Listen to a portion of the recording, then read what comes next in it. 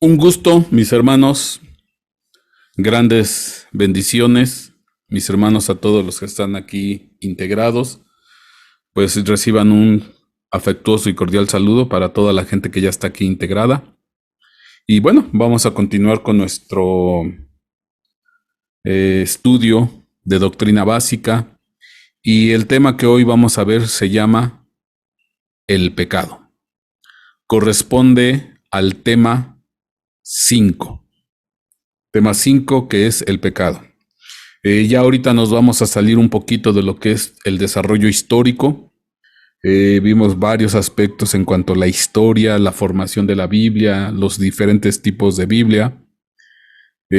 Aunque bueno, fue en realidad un breve recorrido histórico de cómo se formó la Biblia, las versiones pues importantes que impactaron a nosotros, desde la Septuaginta, la Biblia del Oso, y después entramos a la Reforma. Pero ya, ahorita ya vamos a entrar propiamente en lo que es ya un tema doctrinal. Y pues hablando de este tema, mi hermano, pues aquí la pregunta es, la pregunta que yo haría, ¿por qué tanto empeño? ¿Por qué tanto esfuerzo? Y también sufrimiento de todos aquellos autores, traductores, que dieron su vida, dieron sus años de vida, que padecieron persecución, padecieron carencia, escasez, para formar la Biblia. ¿Qué tan importante es la Biblia que un esfuerzo titánico, sobrehumano, con respecto de la Biblia, para hacerla llegar a la gente? Y la pregunta que yo hago, pues, ¿qué tiene la Biblia? Al final, ¿qué es lo que tiene la Biblia? ¿Qué es el mensaje que tiene la Biblia que Dios auxilió, bendijo, impulsó a diversidad de personas, personajes, desde los que fueron los autores y posteriormente los distintos traductores? O sea, al final uno se pregunta, ¿por qué tanto énfasis y qué tan importante es la Biblia? ¿Qué es lo que tiene la Biblia? Sabemos que habla de, pues, la historia del pueblo de Israel. Sabemos que habla de nuestro Señor Jesucristo. Pero la pregunta sería, pues, ¿cuál es el mensaje? Pues, ¿qué tiene la Biblia? ¿Cuál es el mensaje importante? Amén de que tiene infinidad de mensajes. O sea, yo tengo 25 años predicando la Biblia. Fíjense, 25 años predicando la Biblia. Y no se acaba. Y no se acaba. De tantas cosas, de tantos temas que salen de uno y de otro, desde el punto de vista histórico, científico, moral, enseñanza, doctrina. O sea, es tan vasto el conocimiento de la Biblia que, bueno, no me va a alcanzar la vida para poder yo hablar de todo lo que hay en la palabra. Y cada día, pues yo, al igual que usted, pues voy aprendiendo, voy conociendo más cosas, voy entendiendo más cosas, voy interesándome en otras cosas. Entonces la Biblia es un estudio continuo, pero continuo. Pero bueno, voy a tratar de hoy bajar con ustedes un mensaje primordial. ¿Por qué es que Dios motivó a los distintos, desde los autores y después traductores, para que este mensaje llegara al mundo, a la gente? Y hoy el tema que yo quiero tratar con ustedes se llama el pecado. Y permítame,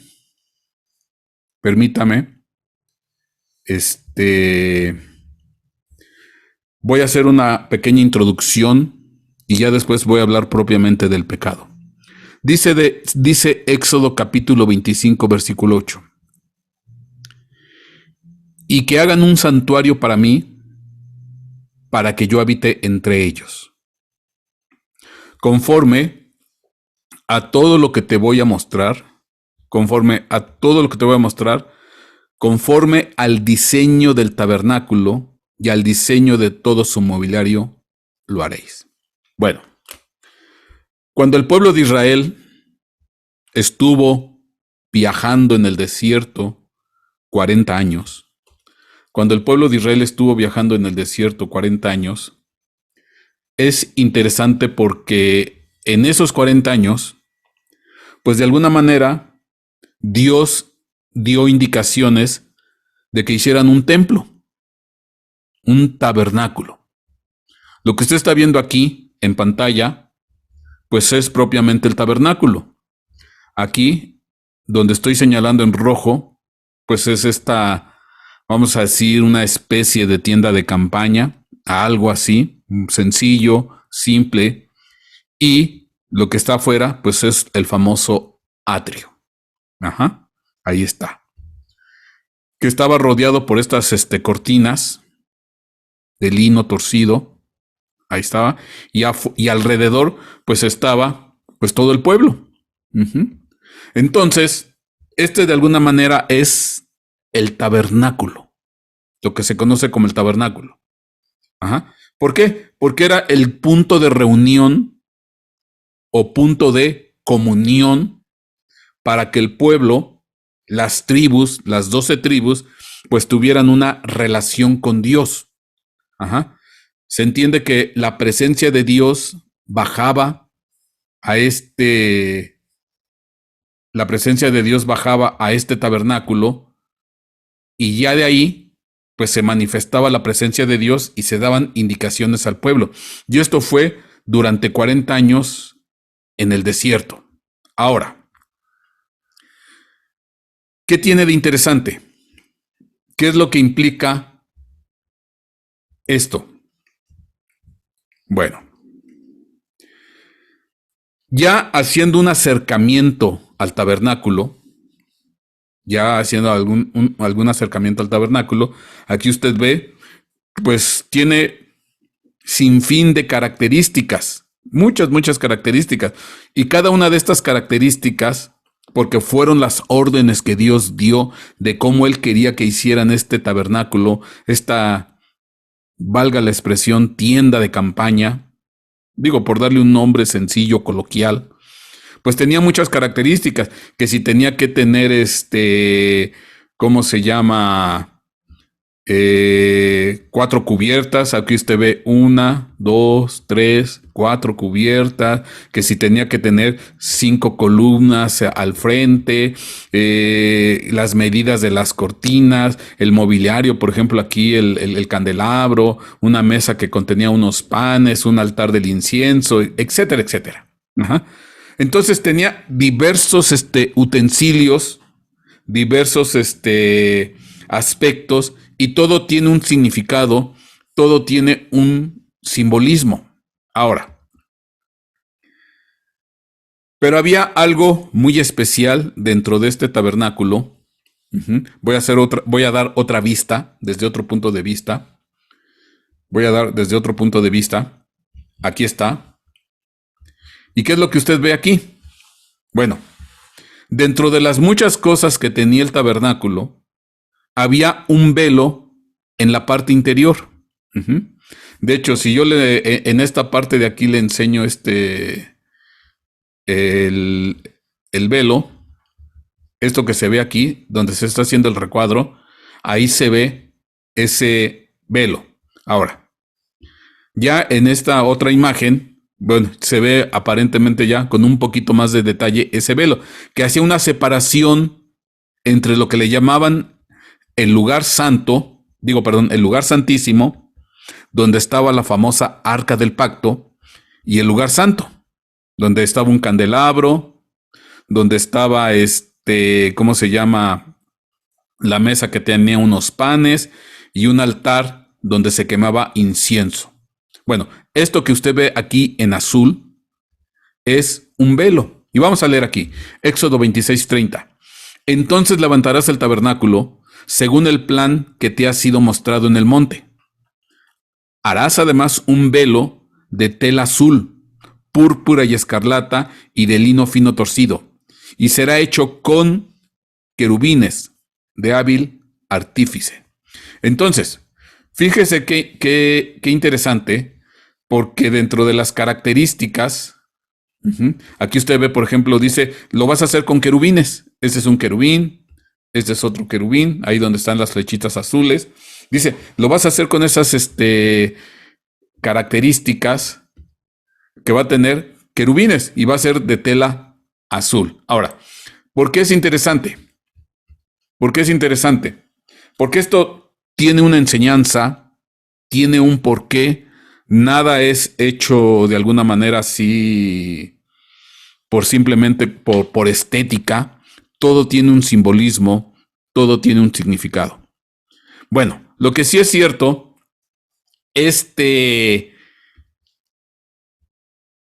¿cómo se llama? Velo, pues hacía la separación entre lo que es el lugar santo y el lugar santísimo. Y tenía querubines. Ok. Vamos a ver qué más hay de todo esto. ¿Qué más características tenemos? Dice, y lo colgarás sobre 4 columnas. De hecho, usted aquí se alcanzan a ver las puntas de las 4 columnas. Dice, lo colgarás sobre 4 columnas de acacia, era un tipo de madera, revestidas de oro. Sus ganchos serán también de oro, sobre 4 basas de plata o bases de plata. Entonces, da una serie de detalles y características. Dice, colgarás el velo debajo de los broches y pondrás allí, detrás del velo, el arca del testimonio. Entonces dice, detrás del velo, pues tú vas a poner el arca. Aquí está el arca. Y ahí dice, vas a poner el arca del testimonio y el velo os servirá. Y el velo os servirá de separación o como separación entre el lugar santo y el lugar santísimo. Ok. Entonces, aquí se nos está diciendo claramente que era para hacer una separación del lugar santísimo, que era donde estaba el arca, y del lugar santo. Y con obra o relieves o grabadura de querubines, que son los querubines son un tipo de ángeles con ciertas características especiales. Bueno, pero ¿qué hay más allá de esto? Lo que sí es cierto, esta es una separación de un espacio con otro espacio. Ahora, dice Levítico capítulo 16, versículo 2. Dijo el Señor a Moisés, di a tu hermano Aarón. Aarón era un sacerdote, un sumo sacerdote. Di a tu hermano Aarón que no en todo tiempo entre en el lugar santo, detrás del velo, o en el lugar santísimo detrás del velo, delante del propiciatorio, que está sobre el arca, no sea que muera, porque yo apareceré en la nube sobre el propiciatorio. Ok. Lo que sí es cierto, no siempre se podía entrar a esta parte, a lo que le llaman el lugar santísimo, aquí. Dice, no en todo tiempo. Entonces había indicaciones de que no se podía entrar. De hecho, cuando se podía entrar era nada más una vez al año. Una vez al año se podía cruzar ese velo y entrar. Ahora, ¿para qué se entraba? Bueno, Levítico 16:15 dice: después degollarás el macho cabrío, una cabra, de la ofrenda por el pecado, que es por el pueblo, y llevarás su sangre detrás del velo, y harás con ella como hizo con la sangre del novillo, y la rociarás sobre el propiciatorio y delante del propiciatorio. Bueno, esto que tú estás viendo aquí ya es un detalle en ampliación de lo que es el arca del pacto. Y entonces sacrificaban un animal, en este caso una cabra, macho, y dice que era una ofrenda por el pecado.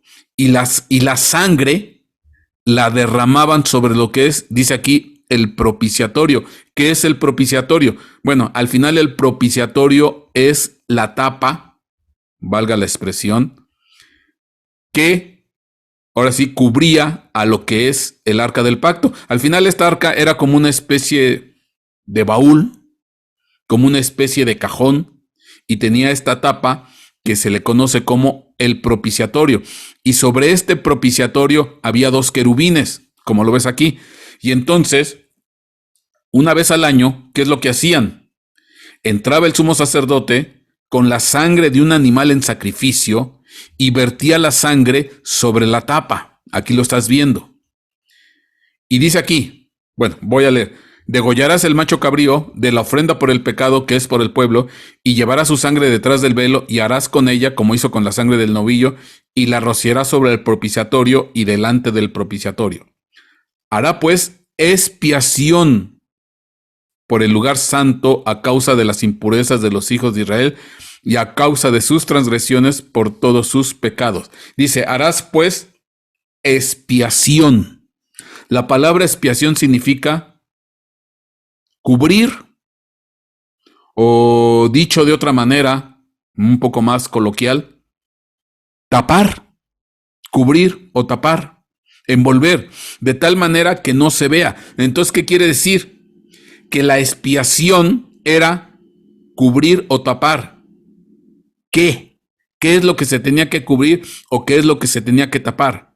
Bueno, se entiende que dentro de esta arca, al interior de esta arca, de este grande baúl, que era hecho de madera y oro, había sobre todo 3 elementos interesantes. Había una urna, una vasijita con maná, una urna con maná. El maná era el pan que caía del cielo durante los 40 años en el desierto. Entonces dice, había una urna con maná.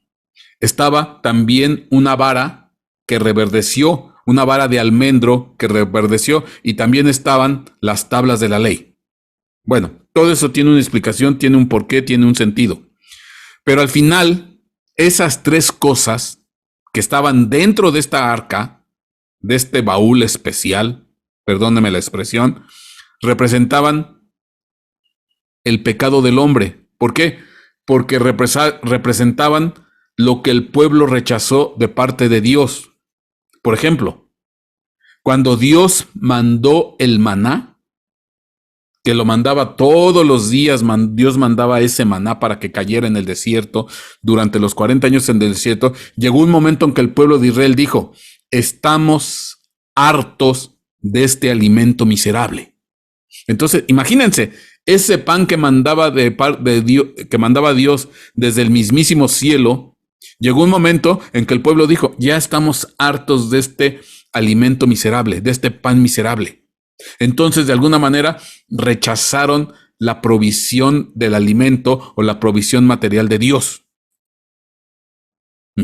La vara que reverdeció, esa vara reverdeció de flores de almendro por causa de la rebeldía del pueblo, cuando el pueblo se rebeló contra Moisés y contra Aarón, que eran hermanos. Moisés y Aarón eran hermanos. Llegó un momento en que el pueblo se rebeló y va con Moisés y va con Aarón y les dijo, pues ya, ¿quién les dijo a ustedes que nos tenían que gobernar? Bueno, Al final quedó como testimonio de esa rebelión una vara que reverdeció en almendro. Y estaba también las tablas de la ley, o estaba la ley. Ley, mandamientos, pues que el pueblo también rechazó, porque no se quiso sujetar a la dirección, a la ordenanza y a la obediencia de los mandatos que establecía las tablas de la ley. Entonces, si se dan cuenta lo que había dentro, eran tres cosas que el pueblo rechazó. Rechazó el maná, la provisión material de Dios. Rechazó, en este caso, la dirección, rechazó la dirección, en este caso, por parte de Moisés y Aarón. Rechazó la autoridad de Dios. Y rechazó la ley. Entonces, todo esto que representa esto, pues al final, si lo quieren poner de una forma, en una palabra, es el pecado. Porque al final el pecado es, desde este punto de vista, rechazar a Dios, lo que Dios te da, lo que Dios te bendice, lo que Dios te otorga. Rechaza su dirección, rechaza su provisión material, rechaza su ley, rechaza su santidad. Eso es el pecado. Entonces, es interesante porque derramaban la sangre sobre el propiciatorio y esa sangre caía sobre este propiciatorio, que también propiciatorio significa cubrir. La palabra propiciatorio significa cubrir o reconciliar, y dice, y vas a hacer expiación por el pecado del pueblo. La palabra expiación también es cubrir. Vas a hacer una propiciación, vas a hacer un cubrir. ¿Cubrir qué? Pues las cosas que estaban dentro, que representaban el pecado del hombre, el pecado del pueblo, el rechazo de la ley de Dios, el rechazo de la provisión material de Dios y el rechazo de la autoridad de Dios. Al final representa el hombre, pero como Dios quería reconciliarse con su pueblo, pues bueno, les daba este periodo. Esto se hacía una vez al año, y cada que se hacía este sacrificio y llevaban la sangre de ese animal, pues les daba un año de gracia y de misericordia. Bueno, aquí hay mucho que hablar. De hecho, aquí dice lo que es la palabra expiación, dice expiar, condonar, que dice anular una sentencia, apaciguar el enojo, la ira, aplacar, perdonar, reconciliar. Entonces, pues lo que Dios quería es reconciliación con su pueblo. Lo que Dios quería era anular los decretos contrarios o en contra del pueblo, condonarles la deuda, cubrirlos, que no se viera el pecado. Ok. Pero esto se hacía una vez al año. Dice aquí, Éxodo 26:32. Colgarás sobre las 4 columnas de la acacia revestidas de oro con sus ganchos. Y bueno, dice, vas a poner el velo, que es este que ves aquí, y va a servir de separación. No siempre ibas a poder entrar a ese lugar santísimo. Solo una vez al año se podía hacer. Bueno. La pregunta es, ¿y por qué querubines? Bueno. Dice Isaías capítulo 59, versículo 2. Porque ¿qué representa ese velo? Más allá. Pero vuestras iniquidades han hecho separación entre vosotros y vuestro Dios, y vuestros pecados le han hecho esconder su rostro de vosotros para no escucharnos. Entonces, pero vuestras iniquidades han hecho una separación entre vosotros y Dios. Entonces, cuando nosotros cometemos maldad, cuando nosotros cometemos iniquidad, cuando nosotros no hacemos lo correcto delante de Dios o en nuestra vida, pues eso propicia una ¿qué? Una separación. O sea, quedamos separados de Dios, quedamos alienados de la presencia de Dios. ¿Por qué? Por nuestras iniquidades, por nuestro pecado, por nuestra desobediencia, por la rebeldía que tenemos, pues se hace una separación. Pero pues Dios lo que quiere es que no estemos separados de Él. Dios no quiere que estemos separados de Él. Dios quiere reconciliarse con nosotros. Y bueno, de alguna manera, por eso era que se vertía, en este caso, se vertía la sangre sobre el propiciatorio para hacer una cobertura, para cubrir, para tapar y que el pecado pues no se viera, que no se viera el pecado. Bueno, entonces estamos viendo que las iniquidades, la maldad o el pecado hace una separación, nos separa de Dios. Bueno, Génesis 2:16, vamos a ver algo que ocurrió en el huerto del Edén. Dice aquí, y ordenó el Señor Dios, o Jehová Dios, al hombre, diciendo, de todo árbol del huerto podrás comer, pero del árbol del conocimiento del bien y del mal no comerás, porque el día que de él comas ciertamente morirás. Cuando estaban en el huerto del Edén, Dios les dio una indicación muy clara. Dios les dio una indicación muy precisa. No comas del árbol del conocimiento del bien y del mal, porque ciertamente vas a morir. Ahora,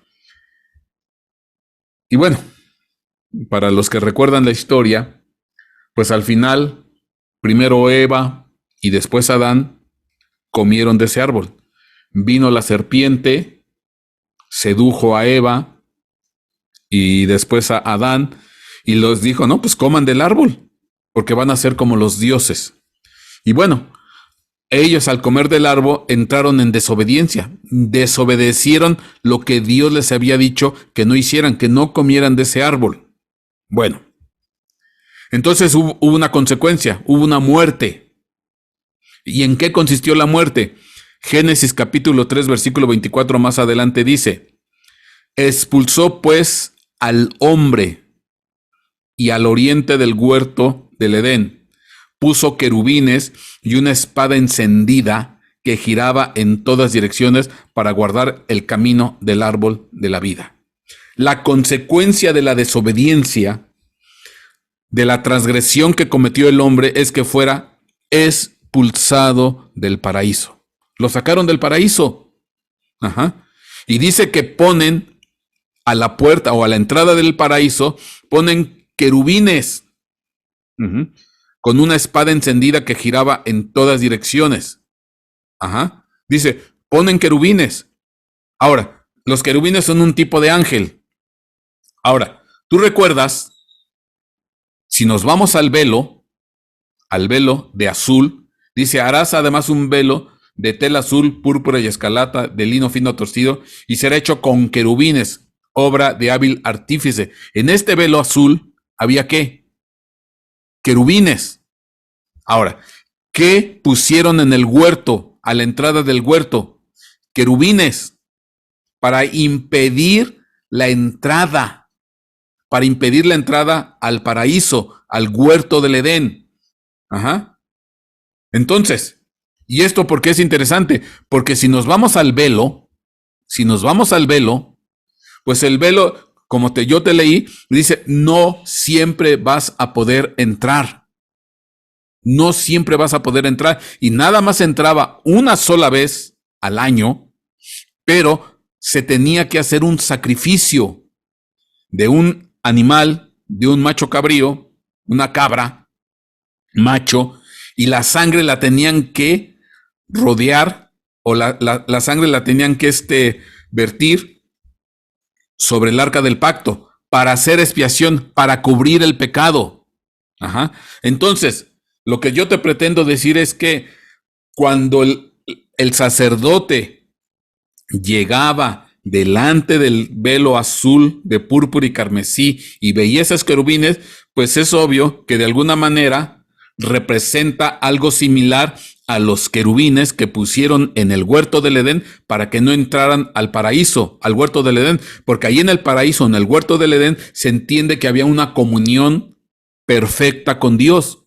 Ahí Dios bajaba, se paseaba. De hecho, la palabra Edén significa deleite, significa un placer. Entonces, para Dios era un deleite, era un placer tener trato con Adán y Eva, tener trato con el hombre, con ellos. Era un deleite, era una comunión. Podían platicar, podían comunicarse el uno con el otro. No había ningún problema.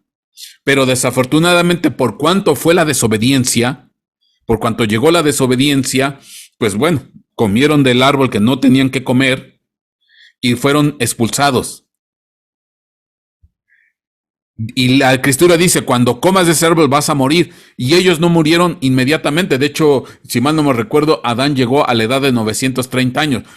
¿Qué quiero decir? Que el morir en este contexto de la Biblia significa ser separado de Dios, ser sacado de la presencia de Dios, estar lejos de la presencia de Dios, y por eso fue expulsado, fue sacado de tener comunión con Dios. En ese sentido murió. La palabra morir tiene que ver con una separación de Dios, ya no estar en la presencia de Dios, ya no tener esa comunión, ese gozo, ese deleite de platicar, de vivir, de estar con Dios.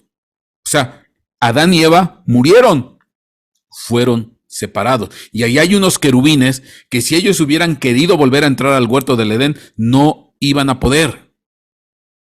Entonces, es visto desde este punto de vista, cuando el sumo sacerdote estaba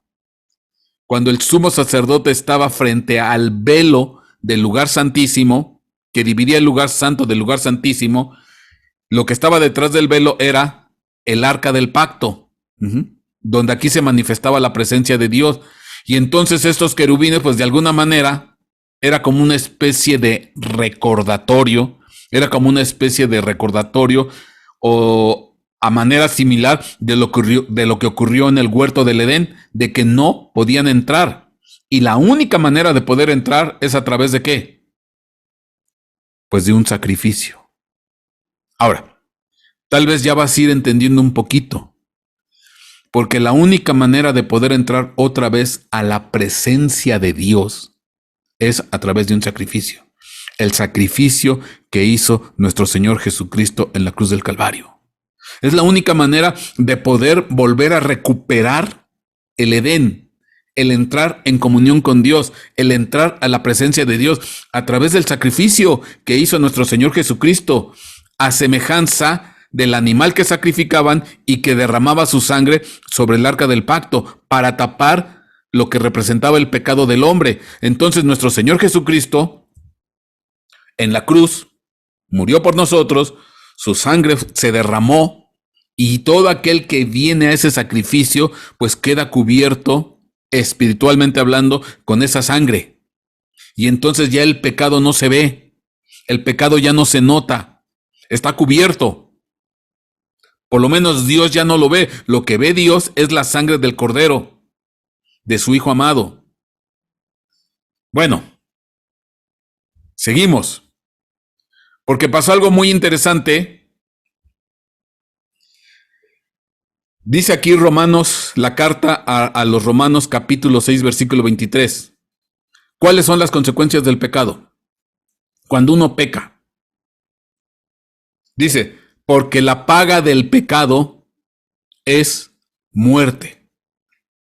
Porque la paga del pecado es la muerte. La consecuencia del pecado es la muerte. Pero la dádiva de Dios es vida eterna en Cristo Jesús, Señor nuestro. Ahora, todos nosotros, todos nosotros, estamos en pecado. Todos, no hay ninguno. El que se diga sin pecado, dice la Escritura, que el que se diga que no tiene pecado hace a Dios mentiroso.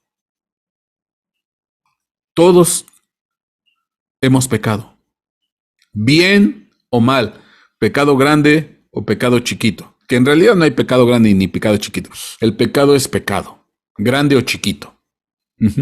Todos nosotros hemos pecado, todos, no hay ninguno que no haya pecado. Todos en su momento fuimos desobedientes, rebeldes, mentirosos, deshonestos, etcétera, etcétera. Si nosotros hubiéramos estado en el lugar de Adán y Eva, pues hubiéramos hecho lo mismo que Adán y Eva, cometer pecado. Ajá. Y la consecuencia del pecado es la muerte.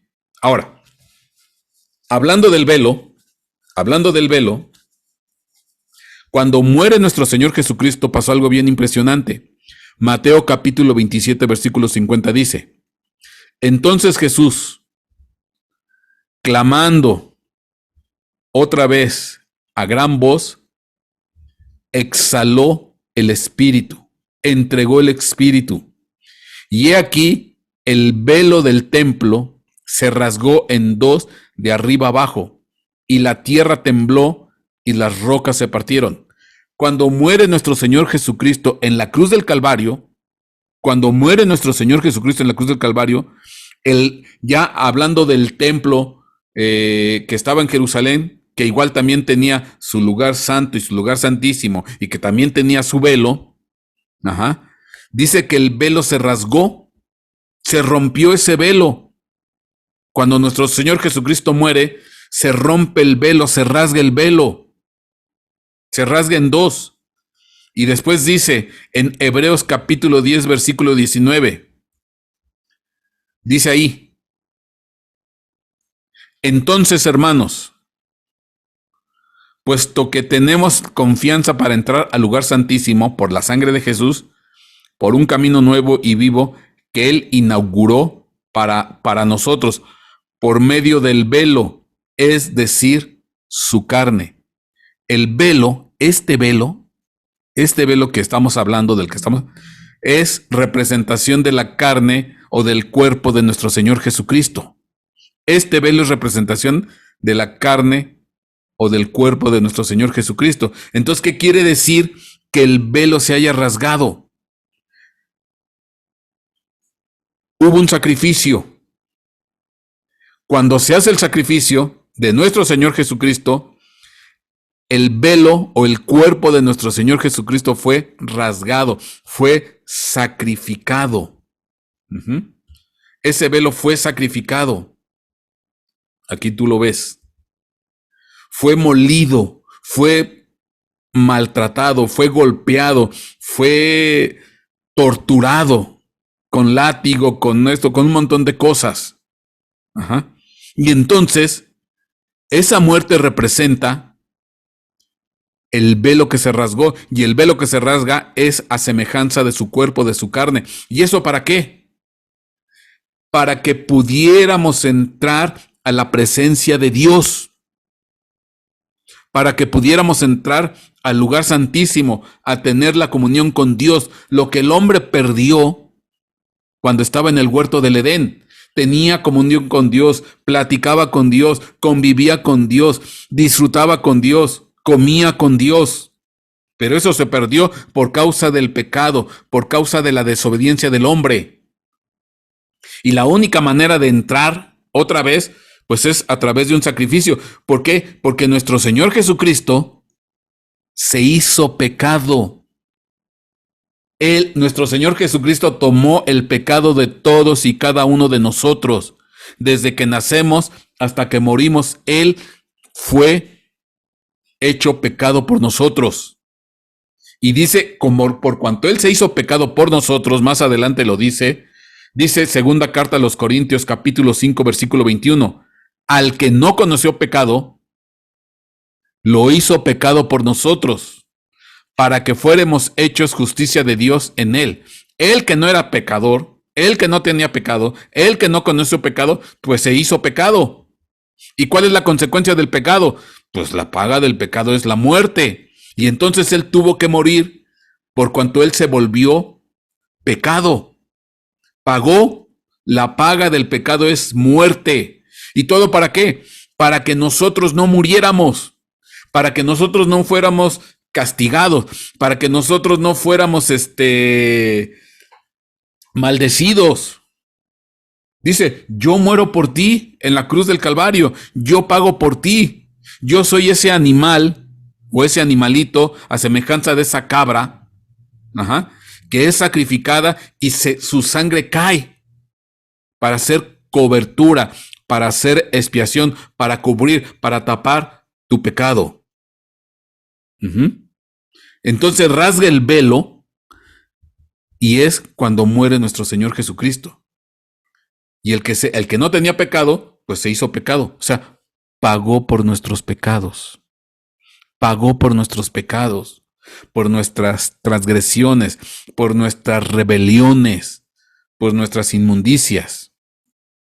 Romanos capítulo 8, versículo 3 dice: porque lo que era imposible a la ley, por cuanto era débil por la carne, Dios, dice, Dios, enviando a su Hijo en semejanza de carne de pecado, y a causa del pecado, condenó al pecado en la carne. Entonces, Él se hizo pecado por nosotros. Y entonces, el rasgar el velo es de alguna manera quitar el pecado, quitar la separación que me impide entrar al lugar santísimo, que me impide entrar a la comunión con Dios. Se quita ese velo, se rompe ese velo, se rasga ese cuerpo, el sacrificio de nuestro Señor Jesucristo, se rasga ese velo, desaparece ese velo y ya podemos entrar a la presencia de Dios y ya no lo tendríamos que hacer una vez al año, ya en el momento que tú quieras, en el momento que tú dispongas, te puedes acercar a la presencia de Dios, porque el sacrificio ya fue hecho. Se volvió a restablecer la posibilidad, se volvió a restablecer la posibilidad de entrar a la presencia de Dios, de entrar al huerto del Edén. Se quitaron esos querubines, ya no hay querubines con una espada que nos impiden la entrada, ya no nos van a hacer nada. ¿Por qué? Porque ya se abrió el camino. Por eso dice Hebreos 10:20, por un camino nuevo y vivo que Él inauguró para nosotros por medio del velo, es decir, su carne. Y podemos entrar libremente a la presencia de Dios. Esto es el mensaje central. Se rasgó ese velo. Ese velo representa al cuerpo, la carne de nuestro Señor Jesucristo, que se hizo pecado por nosotros. Se rasga el velo, porque al final ese velo representa lo que es la separación que tenemos delante de Dios, nuestros pecados. Entonces, lo que te quiero decir es esto. Nosotros no es por portarnos bien, no es por hacer el esfuerzo de no cometer iniquidad o pecado. Ya Dios lo hizo todo en la cruz del Calvario. Por eso cuando yo les hablaba de las olas, nuestro Señor Jesucristo, una de las olas, por su gracia y en la fe que estamos depositando en Él, lo que está narrado en la Escritura, pues nos dio esta bendición, este regalo. Dios nos dio este regalo, poder volver a entrar a la presencia de Dios, y quitó el pecado. Dice Gálatas 3:13, Cristo nos redimió de la maldición de la ley, hecho por nosotros maldición, porque está escrito, maldito cualquiera que es colgado en un madero. Entonces, Él se hizo maldición por nosotros, y entonces Él nos quitó la maldición porque Él se puso en el lugar de nosotros. Y entonces se quitó esa separación, ese velo.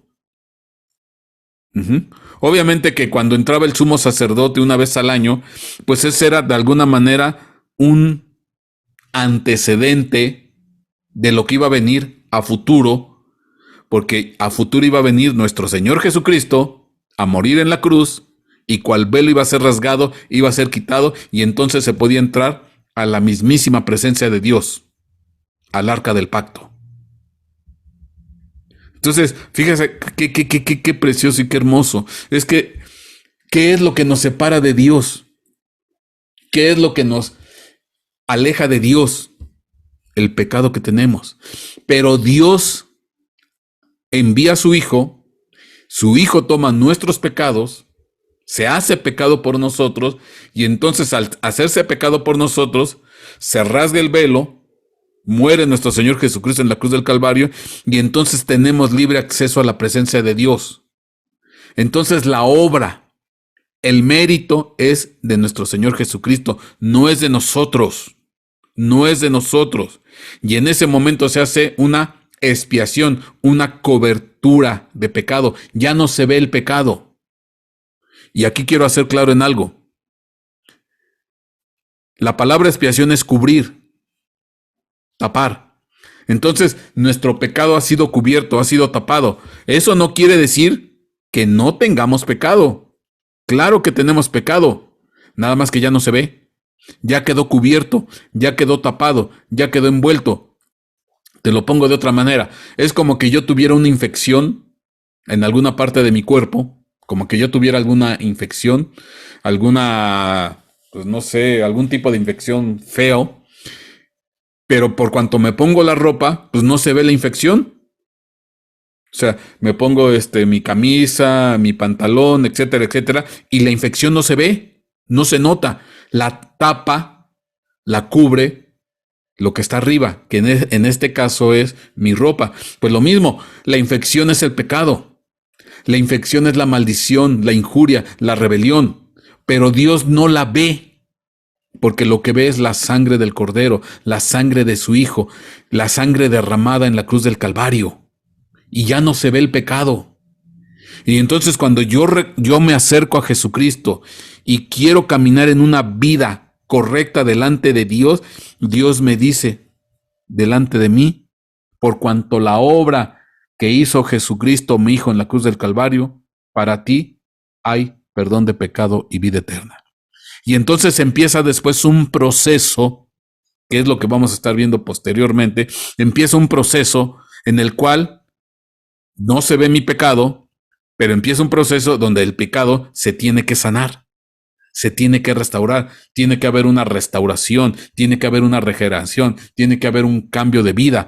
Por eso nosotros estamos todos los días, los que nos hemos acercado a Cristo, pues queremos tener ese cambio de vida, queremos tener ese cambio de mente, para que lo que por decreto Dios dice, yo no veo pecado en ti, porque lo que veo es la sangre del Cordero, pero entonces el pecado que sí está, pero que no se ve, porque está en expiación, está cubierto, pues va a ir desapareciendo, porque Dios va a ir sanando, Dios va a ir restaurando, Dios va a ir dándonos esa pureza, esa limpieza de mente, de alma, de corazón, de espíritu.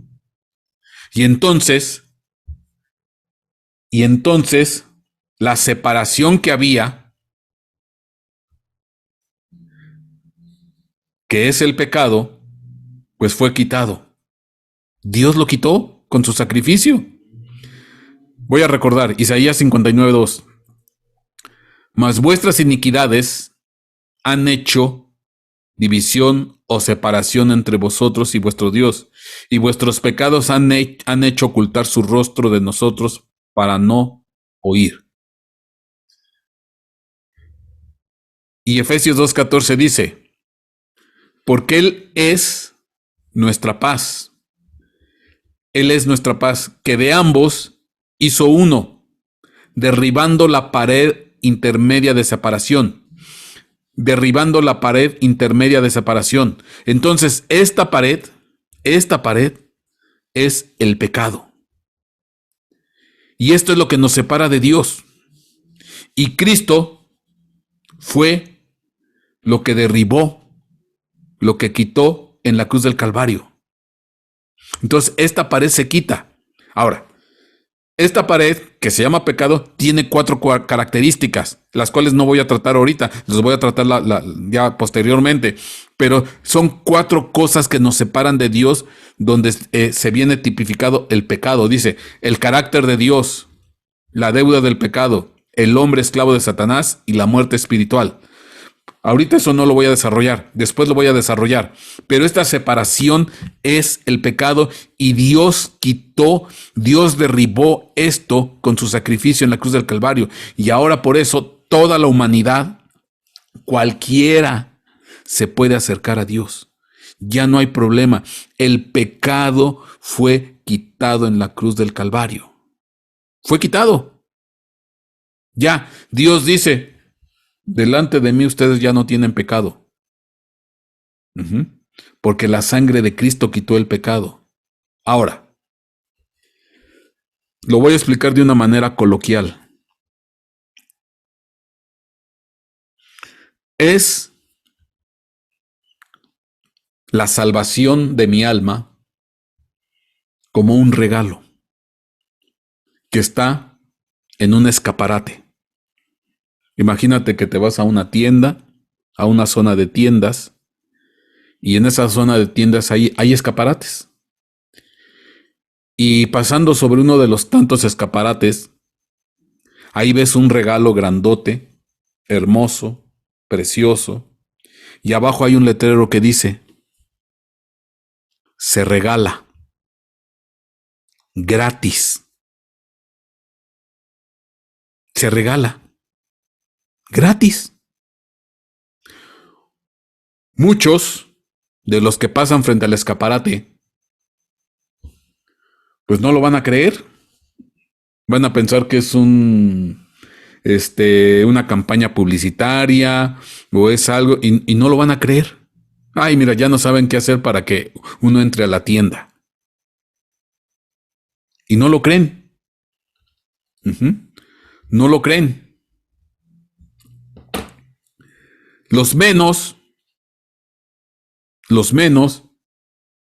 dice, oye, mira, lo están regalando. Y van a entrar a la tienda. Y van con el dependiente del mostrador. Y le preguntan, oiga, ¿esto se regala? Sí. ¿Y me lo puede dar? ¿Me lo puedo llevar? Sí, claro, adelante. Y se lo lleva. Ese regalo se llama salvación. Se llama salvación. Es cuando tú vienes a la salvación que Dios te da, en ese momento entra en acción lo que Dios hizo en la cruz del Calvario.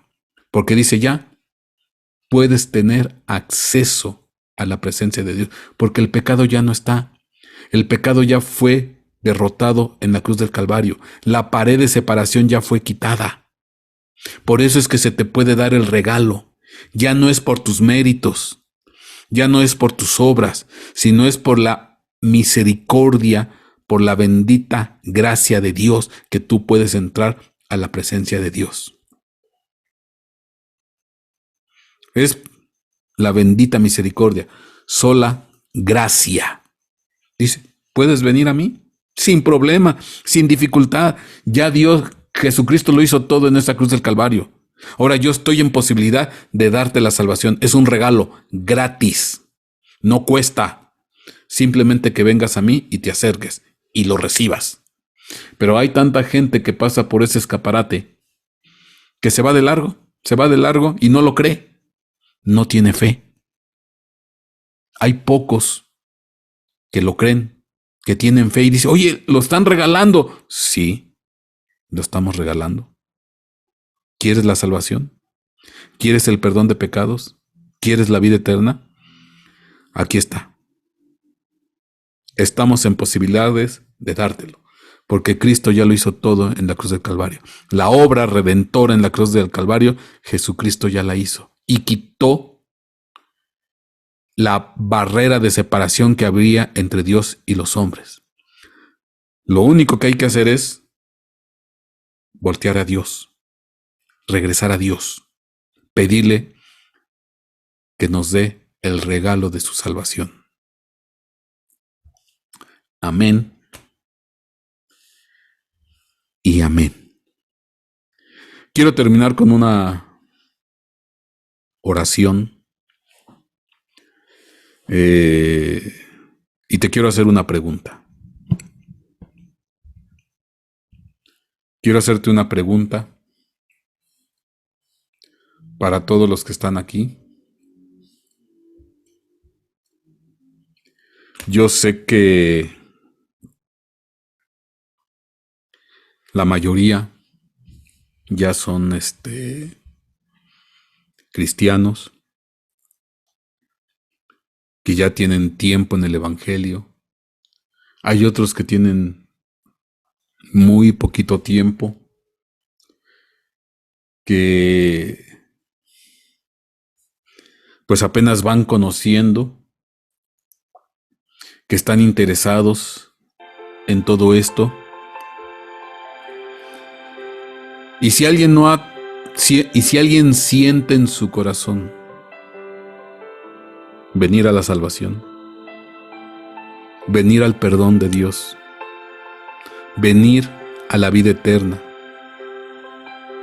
acercarse a Él y decirle: Señor, yo quiero entrar a tu presencia. Yo quiero entrar detrás de ese velo. Quiero entrar a tener una comunión contigo.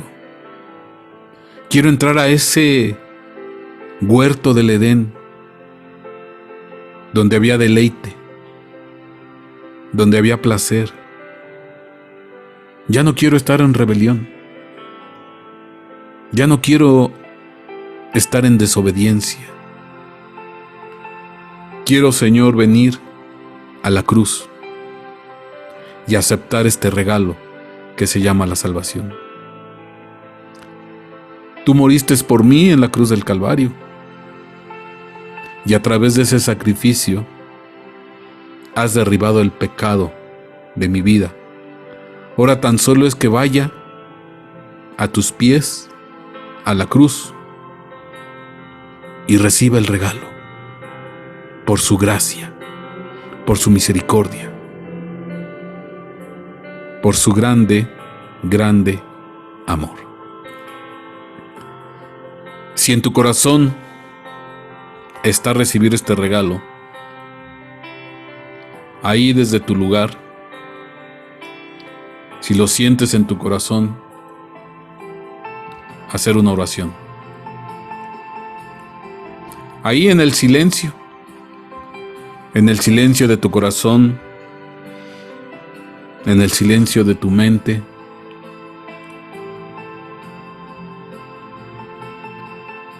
lo puedes hacer con voz audible, que se oiga, o en silencio. Pero si quieres recibir este regalo, yo voy a hacer una oración nada más para guiarte, nada más para conducirte. Pero repítela conmigo, si está en tu corazón recibir esto, si está en tu corazón recibirlo, y ahí en tu mente y en tu corazón vas a recibir este regalo. Padre, yo te doy gracias. Repite conmigo. Padre, yo te doy gracias. Y vengo delante de ti pidiéndote perdón por toda transgresión, por toda rebelión y desobediencia que he tenido durante mi vida, por todo pecado. Sé, Señor, que tú quitaste, Padre, en la cruz del Calvario, la separación que había entre nosotros contigo. Ahora entiendo que el velo se rasgó. Ese velo que representa el cuerpo de nuestro Señor Jesucristo, su carne, que se hizo pecado por nosotros, que pagó por nosotros, que ocupó el lugar en la cruz por nosotros. Él es el que debería. Nosotros somos los que deberíamos de estar en esa cruz. Pero tú, en tu grande amor y misericordia, pusiste en ese lugar a nuestro Señor Jesucristo. Perdóname, Padre. Perdóname, Señor. Y recíbeme como un hijo para entrar en esa comunión, para entrar en esa presencia, para llegar delante de ti con gozo y alegría. Acéptame como tu hijo, Señor. Recíbeme, Señor, como alguien que está necesitado, carente de esperanza, de gozo. Sana mi vida, mi corazón, mi alma. Y yo te reconozco a ti, Señor Jesucristo, como mi Señor y mi Salvador. Gracias por lo que hiciste en esa cruz. Ahora me queda más claro lo que pasó. En el nombre de Jesús, Padre del cielo, puedo presentarme delante de ti. Gracias. Derrama esa sangre sobre de mí para poder ser acepto delante de mi Padre, delante de Dios. Y vas a ir sanando mi vida,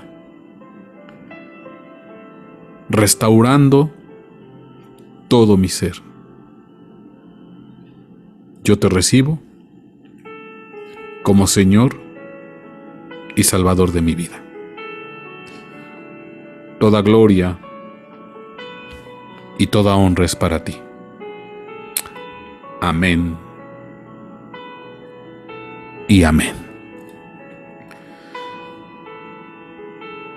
Pues bendito su nombre, mis hermanos.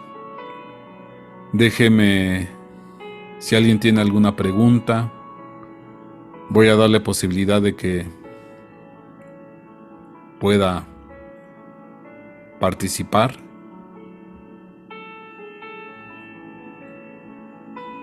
Amén. Si alguien tiene alguna pregunta, adelante. Con todo gusto le atendemos.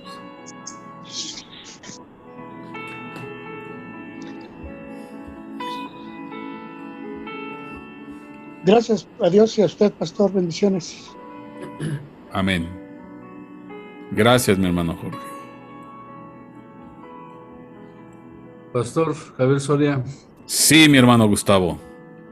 Nomás una oración por mi esposa y por mí, que nos dio COVID y tenemos los síntomas. Ahorita que están los hermanos todos reunidos, una oración al final o no sé, ¿verdad? Ok. Gracias. Vamos a terminar con una oración para todos los que tienen enfermedad del COVID. Amén. ¿Alguien más que quiera hacer alguna pregunta con respecto de lo que platicamos, que tenga alguna duda? Pues adelante. Pastor Javier. Sí, mi hermano. Buenas noches. Buenas noches. Los dos ángeles que están en el arca del pacto, se supone que están viendo hacia el arca, están viendo el pecado. Sí, de hecho, esos ángeles, voy a poner la imagen. A ver, ahí están viendo ustedes la imagen. Ahí están viendo la imagen. Se entiende que esos ángeles están viendo el interior del arca. De hecho, así lo narra la Biblia, que su mirada se dirige hacia el interior del arca. En el arca está lo que representa el pecado. Rechazaron el maná, la provisión material. Rechazaron a Moisés y Aarón, la dirección de Dios, y rechazaron la ley. Bueno, estos dos querubines tienen por nombre justicia y derecho. Se llaman justicia y se llaman derecho. Bueno, se los voy a decir de una manera sencilla. Cuando se rompe o se transgrede el Estado de Derecho, entra en acción la aplicación de la justicia. Si alguien transgrede el Estado de Derecho, pues entra en acción la justicia. Entonces, ¿qué quiero decir? Cuando los querubines, si no veían sangre, si los querubines no veían sangre, quiere decir pues que no había expiación, no había cobertura, no se tapaba nada, y lo que veían era el interior del arca, que es el pecado del hombre. Y entonces los querubines, el Estado de Derecho decía: el hombre ha cometido pecado, el hombre ha transgredido los mandamientos de Dios. Y por cuanto ahora sí el querubín derecho se siente aludido porque está viendo el pecado, pues entonces el querubín llamado justicia dice: pues hay que castigar, hay que disciplinar, porque se ha roto el Estado de Derecho. Entonces tenemos que aplicar la justicia. Pero cuando se ponía la sangre para hacer expiación, para hacer cobertura, ¿qué decía el querubín derecho? Yo no veo que se haya roto el Estado de Derecho. Yo veo la sangre del sacrificio. Y entonces, por cuanto el querubín derecho no se sentía aludido, porque no veía que se haya roto el derecho, porque no lo veía, porque estaba cubierto con la sangre, algo lo estaba tapando, entonces bueno, si el querubín derecho no se sentía ofendido porque no habían roto el Estado de Derecho, porque él no veía nada, pues entonces la justicia dice: pues yo no voy a aplicar justicia. Yo no voy a actuar porque no se ha roto el Estado de Derecho. No se ve que el Estado de Derecho se haya roto, que se haya transgredido. Entonces la justicia no hay por qué aplicar justicia. Eso es lo que representa los dos querubines, justicia y derecho. Amén. Gracias, pastor. Sí. Otra pregunta. Solo una pregunta. Sí. Buenas noches. Buenas noches. Yo tengo una pregunta sobre esto. Primero, ¿cómo actúa el adversario o acusador en estos momentos? Ajá, ¿en cuáles momentos? Cuando hay pecado, ¿por qué nos dicen que hay un acusador? Bueno, ahí en el libro de Apocalipsis se hace con respecto de... Eso tiene que ver con... Se los voy a explicar de esta manera. Tiene que ver con un juicio. En un juicio hay tres figuras importantes. En un juicio hay un juez, hay un abogado y hay un fiscal. El juez, pues, es el que toma la decisión y lleva el control del juicio. El abogado es el que defiende al implicado. Y el fiscal es el que acusa al implicado. Ese es el fiscal, el acusador. Entonces, en todo juicio, pues hay ahora sí que una lucha entre lo que es el abogado que está defendiendo a la persona implicada en una transgresión y el fiscal que lo está acusando. Ahora, dice la Escritura, hablando de Jesucristo, dice: porque abogado tenemos delante de Dios, a Jesucristo, el cual es fiel y justo para perdonar nuestros pecados y librarnos de toda maldad. Entonces, el abogado es Jesucristo. Él es el abogado. Y el fiscal acusador, pues es el diablo, porque dice, él es el acusador de nuestros hermanos. Ahí está el fiscal, el que nos está acusando siempre, el que siempre dice, mira, es que este mintió, este pecó, este hizo esto, este hizo aquello, este transgredió. Él es el que siempre está acusándonos de que hacemos las cosas mal. Pero el abogado es Jesucristo y dice, no, es que él ya no tiene pecado, porque yo ya pagué por él en la cruz del Calvario. Y entonces al final, pues el juez, que es el Padre, pues él toma una decisión. Al final es el que decide.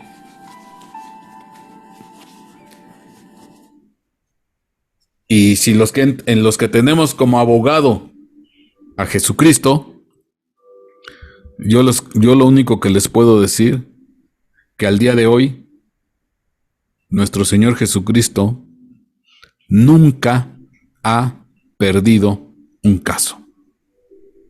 Jamás ha perdido un caso. Pero bueno. Ahora, otra pregunta sobre lo mismo. ¿Por qué se dice que ellos tienen una autoridad legal sobre nosotros? ¿En qué momento hay esa autoridad legal? Pues en el momento que pecamos. En el momento que pecamos se le da derecho legal. Ya estamos excluidos. En el momento que se peca estamos excluidos de la presencia de Dios. ¿Qué fue lo que pasó con Adán y Eva? Así es. Ellos transgredieron, se salieron de la cobertura del Edén. Y entonces, saliéndose de la cobertura del Edén, quedaron fuera de la presencia de Dios, fuera de la comunión con Dios. Y ahora sí que quedaron a expensas de lo que había afuera, de lo que se manejaba afuera, y obviamente a la acechanza del diablo, del enemigo. Porque ya no tenían esa cobertura, esa protección espiritual. Por eso nuestro Señor el Padre tuvo que idear la manera para volver a tener la comunión y la relación con nosotros a través de su Hijo. Dice, una cosa es cierta, el hombre pecó. Dice, pero todo pecado se merece un castigo, la paga del pecado es muerte. Entonces, la consecuencia del pecado es la muerte. Y dijo Jesús, pues ¿cómo le hago? ¿Cómo le hago?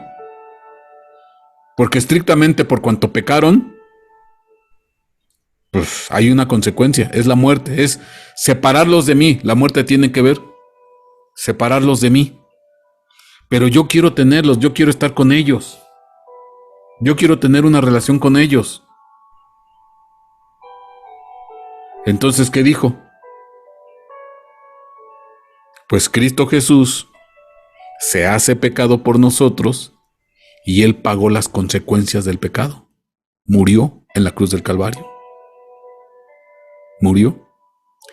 Y la bendición es que al tercer día resucitó. Y entonces, el pecado, la consecuencia del pecado, sí se pagó, la pagó Cristo. Él ocupó nuestro lugar. Él ocupó nuestro lugar en la cruz del Calvario. A nosotros nos tocaba estar en la cruz, todos y cada uno de nosotros en una cruz, por nuestras rebeliones. Pero bendito Dios, que Dios deposita todos los pecados de la humanidad a través de la historia en Cristo Jesús. Y entonces Él pagó por nosotros. Él derramó su sangre. Y entonces se hizo expiación. Amén. Ahora, sobre lo mismo, pastor. Cuando todos éramos más chicos, bueno, yo fui a una escuela católica. Siempre decían que teníamos el pecado original y que por eso nos teníamos que bautizar de pequeños, todo eso, ¿no? Ese pecado, ¿por qué decía la Iglesia Católica que los niños también lo tenían?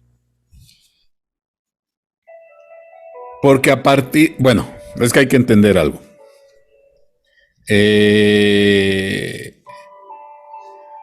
Primera, el bautismo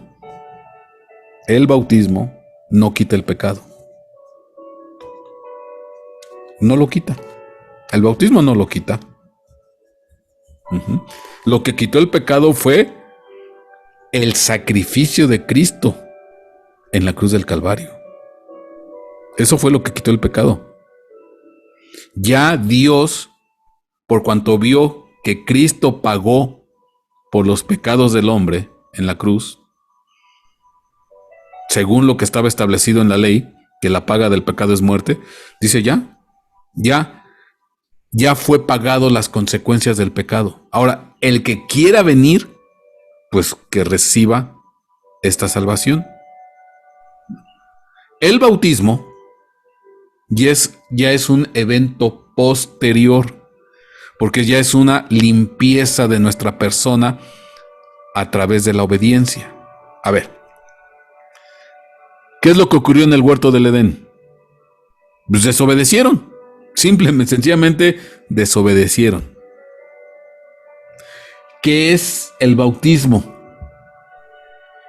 Es un acto de obediencia. Es una orden de parte de Jesucristo.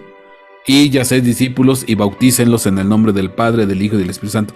El bautismo es una orden que Dios da, o bueno, mejor dicho, Cristo da. Es una ordenanza de Jesucristo. Ajá. Entonces, es interesante, ¿por qué? Porque en el huerto del Edén, pues la gente desobedeció. Adán y Eva desobedecieron. Uh-huh. Y entonces ellos, al desobedecer, pues salieron de la presencia de Dios. Se quita el pecado en la cruz del Calvario, se derrota el pecado, y ya después viene una serie de cosas que se tienen que hacer para entrar en esa limpieza, en esa obediencia, y una de ellas es el bautismo. Dice, por ejemplo, Pedro, que la obediencia purifica las almas.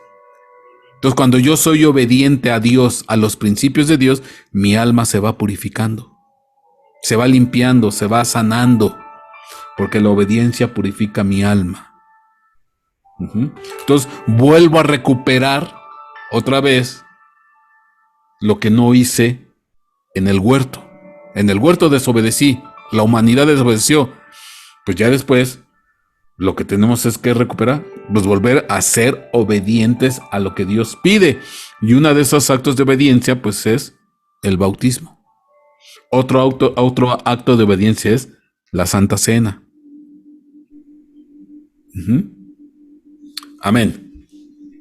Gracias, pastor. Sí, mi hermano. ¿Alguien más?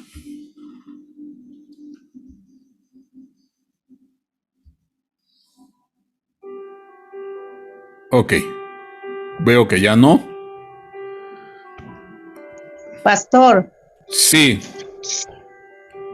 yo nomás le quería decir, comentar esto, que aquí en Lucas 9:23, esto lo dijo el Señor Jesucristo y Jesús, y dice, vea, que el que quiera seguirlo a él, dice, toma su cruz cada día. Solo lo dice en Lucas 9:23. Y también, pues, cada día dice que tomemos la cruz. O sea, como una obediencia, ¿verdad? Sí. O sea, para entregar nuestra voluntad y volver a la comunión con papá. Sí, es buena la observación que usted hace, porque efectivamente Cristo dice, si alguno quiere venir en pos de mí, niéguese a sí mismo y tome su cruz cada día y sígame. Así dice.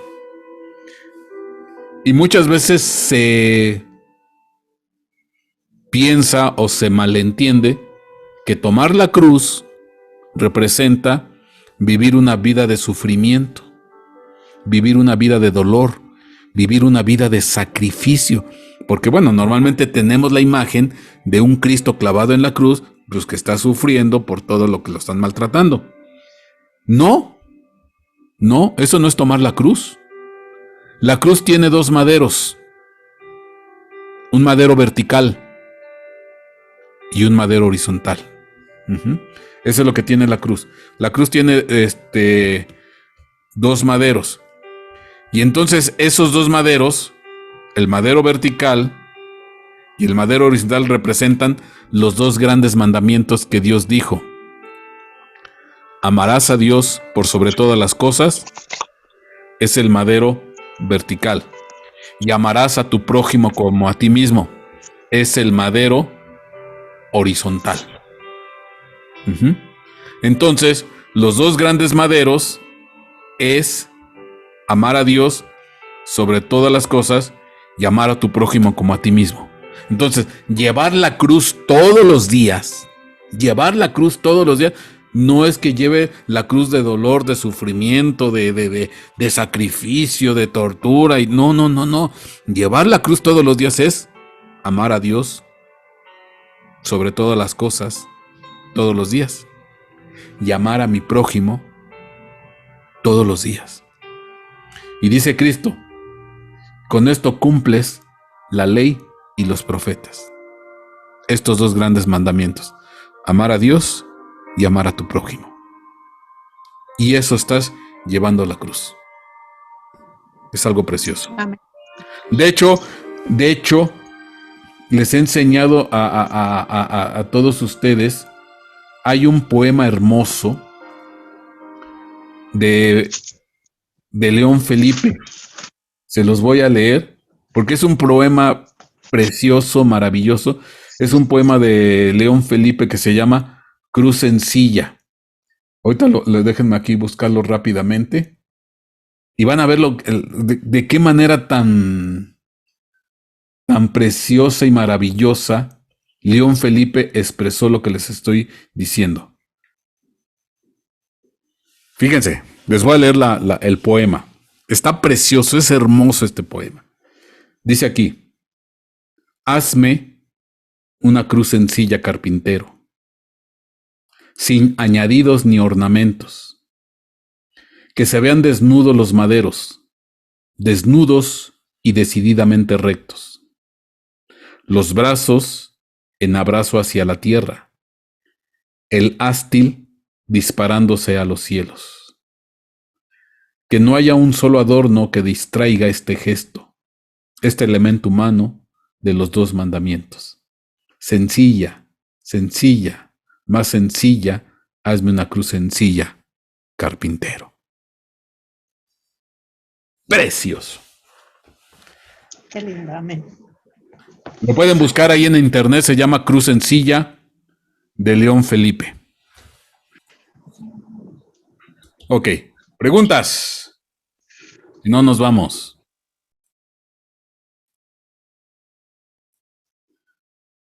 Me pregunta Ale Pastor, es muy bonito el poema de la cruz, pero no recuerdo de la persona que lo escribió. Es León Felipe.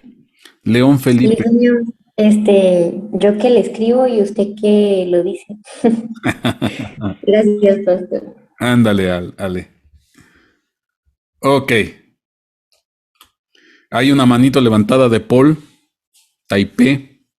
Bendiciones, Ecuador. Bendiciones, pastor. Buenas noches. Sí. Escuchándole lo que Canao dice que los dos querubines observaban el sacrificio, ¿no? Sí, observaban el pecado que había dentro del arca. Dice, exacto. Me venía a la cabeza porque el Señor Jesucristo fue, si no me equivoco, fue crucificado con dos personas también a los lados. Así ¿no es es. cierto? Así es. ¿Tendrá alguna relación los dos querubines con los dos que también fueron crucificados con Jesucristo? No, ahí no hay relación. Los dos querubines representan la justicia y el derecho. O sea, son de los atributos de Dios. Tenemos que dar una clase donde tenemos que ver cuáles son los atributos de Dios. Ajá.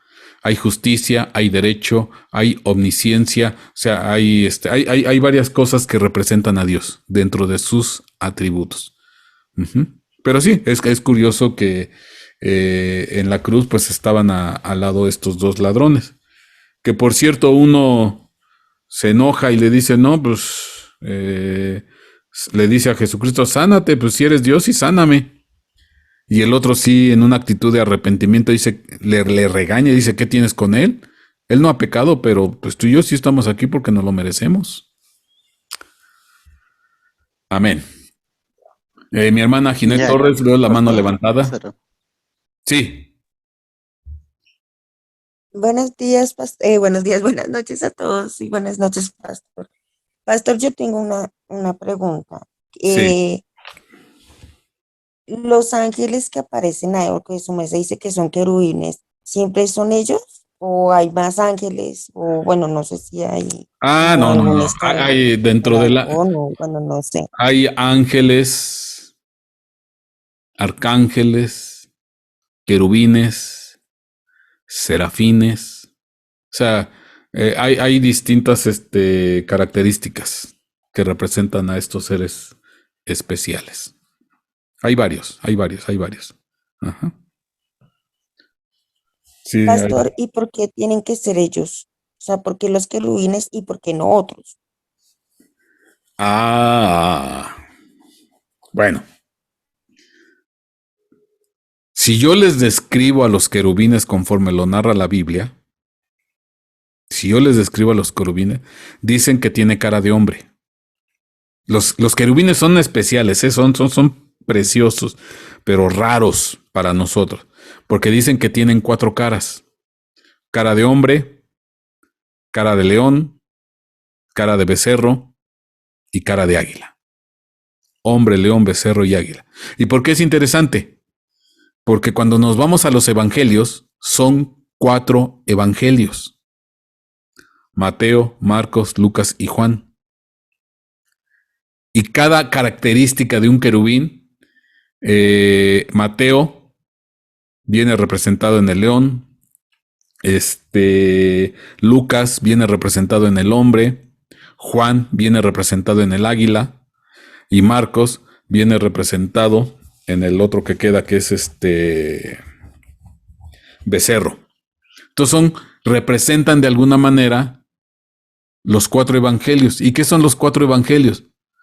Pues es la vida y obra narrada de lo que hizo nuestro Señor Jesucristo desde que nació hasta que murió, desde 4 puntos de vista diferentes. Desde el punto de vista de Mateo, de Marcos, de Lucas y de Juan. Y ahí están los 4 querubines. Al final representan a nuestro Señor Jesucristo en sus distintos tipos de vida. Por eso es que son los únicos que narran pues todo lo que ocurrió con nuestro Señor Jesucristo.